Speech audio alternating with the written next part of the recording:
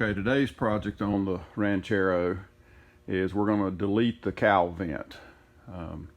And you know, some people may kind of poo-poo at this, I don't know, but this is a problem area for pretty much all the Fords in the 60s and 70s. I've had a lot of Mustangs, and I mean, these things leaked, I think, when they rolled off the assembly line, and then you let some leaves and water accumulate in them, and then they rust out and they leak into the floorboards, and you know, it's a problem area. And yeah, you can fix them, pull the windshield and drill out about 100 spot welds, take the cowl cap off, get in there and patch them up, and you're still back with dealing with water coming inside the cowl, and it's got to drain out and everything. So anyway, we don't need it. Got air conditioning, and this is just a prime area for leakage. And I know this car's got some rust in it, without even getting under there really looking close at the cowl. I know it's got to have a few pinholes, and I want to get it where it doesn't leak. So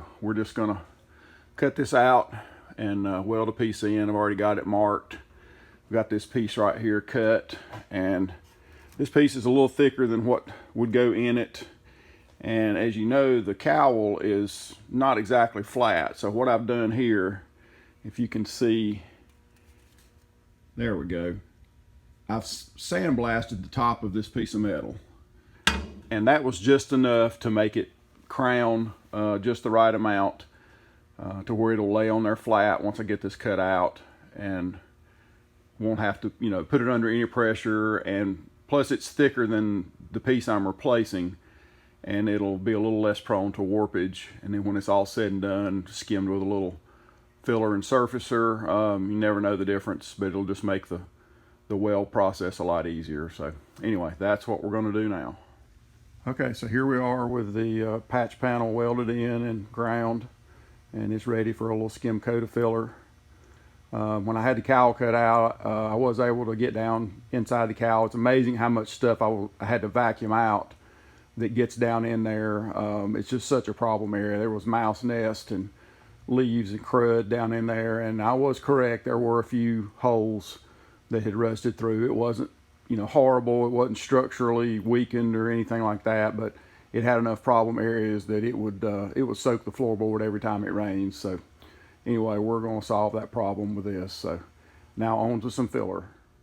Okay, we got the cowl smoothed off, got a little paint on it, and pretty happy with that. We also got the Edelbrock carburetor off the engine. We got our Holly 670 rebuilt. I've had one here for a while that a buddy of mine gave me, and just been needing to freshen it up, and got that put on, and it already runs a lot better than the Edelbrock. Nothing wrong with the Edelbrock. I've run them for years and like them, and they're great on the street, but I never tuned this one for this engine. We just threw it on there in a hurry one day just to get it drivable, and it never was really dialed in correctly. And so the Holly's already a lot closer. We've still got a little bit of tweaking to do, but anyway, so that's where we're at, and got an air cleaner ordered. It should be here in a day or two, and we're in the process still of smoothing out the new hood scoop and getting it ready to paint. So I'll show the finished product of that when we get a little further along. And so now we finally found a scoop that we could replace the ghetto mailbox scoop that we built. We built it kind of in a hurry when we had the tunnel ram on it and needed a hood.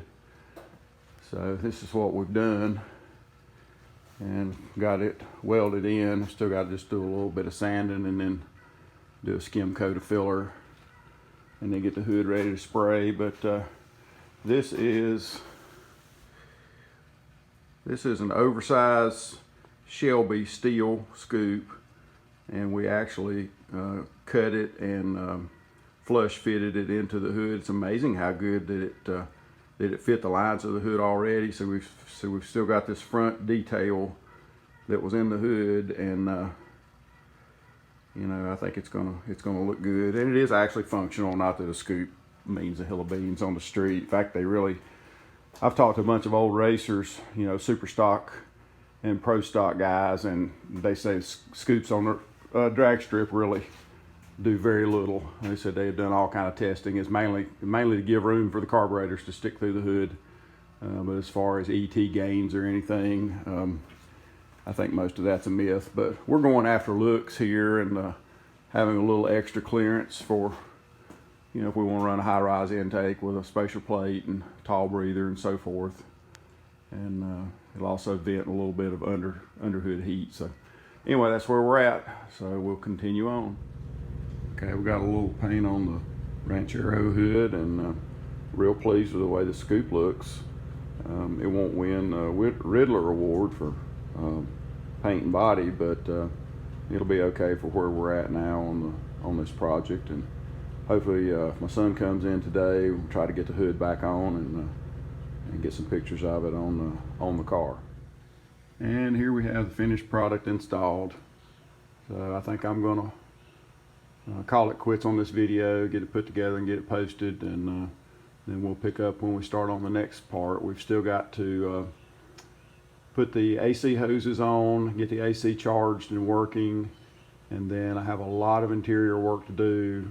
New side glasses, door panels, kick panels, sill plates, weather stripping, and it'll all go pretty quickly, but I've just been, you know, ordering things and letting them kind of pile up till I have time. So I'm gonna try to get that finished up. That way we can ride in cool and comfort this summer, and then start working a little more on some body work.